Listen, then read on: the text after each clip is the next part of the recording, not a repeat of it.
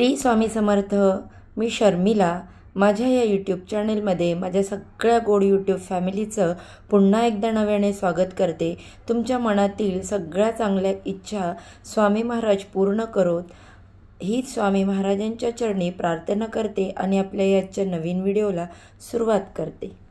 उद्या आषाढी एकादशी आहे आणि आषाढी एकादशीच्या शुभ दिवशी गाईला आपल्याला एक गोष्ट खाऊ घालायची आहे, ज्यामुळे तुमच्या आयुष्यातल्या अडचणी, दुःख, संकट दूर होतील, मनातील इच्छा पूर्ण होईल. गाय बघा 33 कोटी देवांचं स्थान असलेली गोमाता आहे आणि आषाढी एकादशीपासून आपण गोपद्म व्रत करत असतो. म्हणजे गाईची आपल्याला रोज 33 पावलं काढायची असतात आणि त्याची आपल्याला पूजा करायची असते. हे गोपद्म व्रत केल्यामुळे आपल्याला आपल्या आयुष्यामध्ये असलेल्या अडीअडचणी, दुःख दूर होतात, संकट दूर होतात, आपल्या मनातील इच्छा पूर्ण होते. बघा, गाईला एवढं महत्त्व आहे की प्रत्येक सणाच्या वेळेस आपण पहिला नैवेद्य हा गाईला दाखवत असतो. दिवाळीच्या वसुबारसला पण गाईची पूजा करतो. गायीचा प्रत्येक गोष्टीचा उपयोग असतो. बघा, गाईचं शेण, गाईचं गोमूत्र या गोष्टींचा काही ना काही आपल्याला उपयोग होत असतो. तर बघा, सगळ्यात पहिल्यांदा मी तुम्हाला आषाढी एकादशीबद्दल थोडी माहिती सांगणार आहे. आषाढी एकादशी म्हणजे देवशयनी एकादशी. चातुर्मासाला आरंभ होतो. भगवान विष्णू हे क्षीरसागरामध्ये योग निद्रेमध्ये 4 महिने निद्रावस्थेमध्ये जातात, म्हणून याला देवशयनी म्हणजेच देव निद्रावस्थेत जातात, झोपतात, याला देवशयनी एकादशी असे म्हटलं जातं.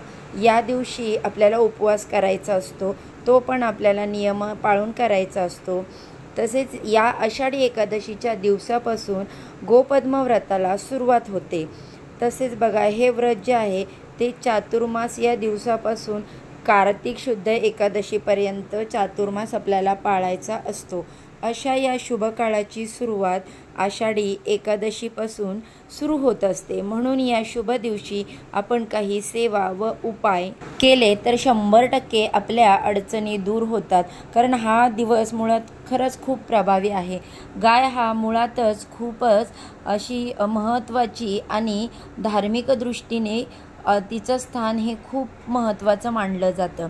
आषाढी एकादशीच्या दिवशी अगदी मनापासून मोठ्या प्रेमाने, वात्सल्याने गाईला जर ही एक गोष्ट खाऊ घातली तर त्याचा चांगला परिणाम आपल्याला पाहायला मिळतो. बघा, आपल्या आयुष्यामध्ये अनेक अडचणी असतात. म्हणजेच मूलबाळ न होणं, नोकरीमध्ये अडचणी, नवरा बायकोमध्ये पटत नाही, आर्थिक अडचणी असतात.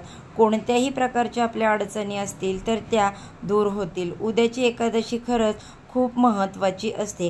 बघा, आता उद्या या दिवशी उपवास कसा करायचा, कधी धरायचा, कधी सोडायचा याबद्दलची माहिती देखील मी लवकरच शेअर करणार आहे. तर बघा, उपाय कसा करायचा आहे. एकादशीच्या दिवशी तुम्ही सकाळीच करा. दिवसभरामध्ये जर तुम्हाला जमलं तर तुम्ही कधीही करू शकता, असं काही नाही सकाळीच करायचं आहे म्हणून. उपाय करायच्या अगोदर तुम्हाला हातपाय स्वच्छ धुवून घ्यायचे आहेत. तुमच्या देवघरासमोर बसायचं, देवांना नमस्कार करायचा. बघा, आपण कोणतीही उपाय किंवा जे काही सेवा करत असतो ते आपल्या देवाच्या साक्षीने, कुलदेवीचं, आपल्या देवांचं, इष्टदेवतांचं, गुरुदेवतांचं यांचं स्मरण करूनच करत असतो. त्यानंतर बघा, तुमच्या जवळपास कुठे जर गोठा असेल, तुम्ही शहरात राहत असाल तर तिथे कुठे गोशाळा असेल तर तुम्हाला गाईला गूळ आणि हरभऱ्याची डाळ जी आहे ती खाऊ घालायची आहे. या सोबतच तुम्हाला मीठ न घालता केलेली चपाती गाईला खाऊ घालायची आहे.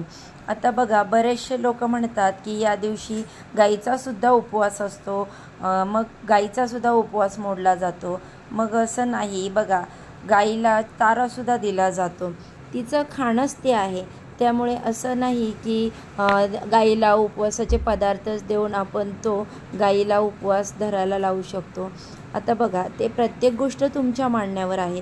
त्यामुळे गाईला हरभऱ्याची डाळ, गूळ आणि बिनमिठाची पोळी उजव्या हाताने खाऊ घालायची आहे.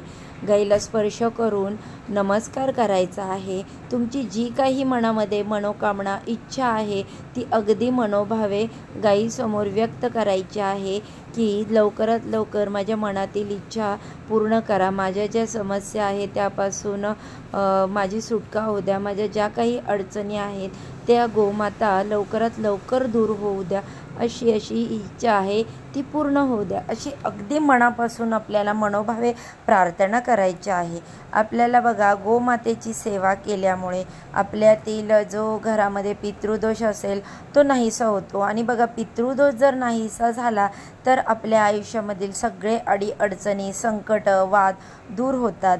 बघा, पितृदोष जर असेल तर आपल्या आयुष्यामध्ये काहीही चांगलं होत नाही। तुम्ही कितीही प्रयत्न करा, तुम्हाला खूप अडचणी येतात। माणसाकडे कितीही पैसा आला किंवा घरामध्ये कितीही पैसा असेल तरी तो खुश राहत नाही। त्याच्या आयुष्यामध्ये काही ना काही दुःख, टेन्शन हे असतातच, ते चालूच राहतात। पैसा असेल म्हणजे तो माणूस अतिशय सुखी आहे असं अजिबात नाही। तुम्ही तुमच्या आजूबाजूला बघा, एखादा कोणी राहत असेल का तो खूप श्रीमंत आहे, त्यांच्या घरामध्ये अतिशय पैसा आहे, पण सतत बघा त्यांच्या घरामध्ये भांडणं, तंट या गोष्टी सतत चालू असतात।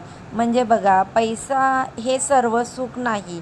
तर आपल्या आयुष्यामध्ये आपल्या काही नियमाने जर गोष्टी केल्या तर जे पितृदोष असतात ते आपल्याला कमी होण्यास मदत होतात। म्हणून या बघा, शुभ दिवशी जर आपण काही सेवा व उपाय केले तर पितृदोष दूर होण्यास आपल्याला मोठ्या प्रमाणावर मदत मिळते। तर बघा, एक वेळ देव नाराज झाले तर आपण प्रसन्न करणं ते सोपं होतं, पण जर आपले पितृ जर नाराज झाले आपल्यावर तर आपल्या आयुष्यामध्ये काहीही चांगलं होत नाही। कोणतीच गोष्ट आपल्यावर जी आपण करतो ती आपल्या हातून घडत नाही योग्य प्रकारे। आपल्याला किती मेहनत केली तरी त्याचं फळ मिळत नाही। म्हणूनच बघा, मी सांगते, अमावस्या, पौर्णिमा, एकादशी अशा दिवशी जर आपण दान केलं किंवा तुम्ही काही दान करा, पितरांच्या समोर काही उपाय करा, त्यामुळं ते काय म्हणतात ना की आपल्यावरती खूप प्रसन्न होतात। आणि बघा, एकादशीच्या दिवशी गरजूंना दान केलंच गेलं पाहिजे। जर एकादशीच्या दिवशी तुम्हाला जे काही गरजू आहेत त्यांना अन्नदान करा, वस्त्रदान करा। तुमच्याकडे जर पैसे असतील 10 रुपये, 20 रुपये, जे काही तुमच्या इच्छेनुसार, तुमच्या ऐपतीनुसार, तर ते तुम्ही अगदी साध्या पद्धतीने तुम्हाला हा उपाय करायचा आहे। गोमातेची जर तुम्हाला या दिवशी सेवा झाली तर आपल्या अडचणी आहेत ज्या आयुष्यातील त्या दूर व्हायला खूप मोठ्या प्रमाणावरती मदत होते। आपल्या आयुष्यामध्ये ज्या काही दुःख आहेत, ज्या काही प्रॉब्लेम आहेत ते कमी व्हायला मदत होते। आपल्या घरातील पितृदोष नाहीसे होतात। आणि बघा, पितृदोष नाहीसे झाले की आपल्या आयुष्यामध्ये जे काही कामं आहेत किंवा जे काही आपण मनामध्ये इच्छा व्यक्त केलेल्या आहेत त्या अगदी सहजपणे व्हायला सुरुवात होते।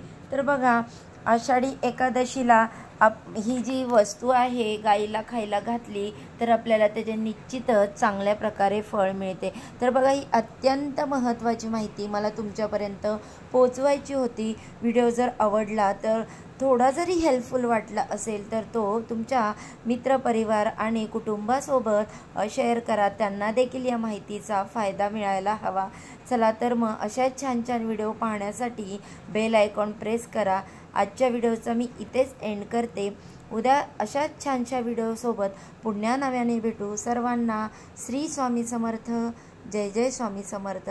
आणि आषाढी एकादशीच्या माझ्या सगळ्या यूट्यूब फॅमिलीला खूप साऱ्या गोड शुभेच्छा।